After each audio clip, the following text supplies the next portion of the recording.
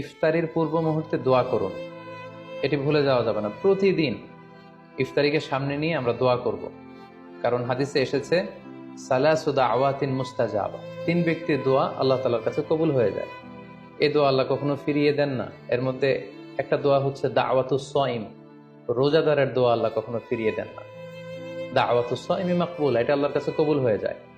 ঠিক ওই মুহূর্তটাতে আল্লাহ তাআলার সফট কর্নার খুব বেশি গ্রো করে, আল্লাহর রহমতের দরিয়ার মধ্যে একটা অভাবনীয় জোশ পড়ে যায়। আল্লাহ তাআলা এই দৃশ্যটাকে খুব দেখতে পছন্দ করে, যে বান্দা সামনে খাবার নিয়ে বসে আছে, শরবত নিয়ে, পানীয় নিয়ে বসে আছে, ক্ষুধায় তৃষ্ণায় সে জর্জরিত, সে চাইলেই সামনে থেকে নিয়ে মুখে তুলে খাবারটা খেতে পারে, কিন্তু সে আমার ভয়ে খাচ্ছে না। তখন আল্লাহ তাআলা এই দৃশ্যটা দেখতে বড্ড পছন্দ করেন। ঠিক এই মুহূর্তে আপনি যখন বুদ্ধি করে আল্লাহ তাআলার কাছে চাইতে শুরু করবেন, কায়মনো বাক্যে চোখের পানি ছেড়ে, আপনি চাইতে দেরি হবে, এই দোয়া আল্লাহ তাআলার কাছে কবুল হতে দেরি হবে।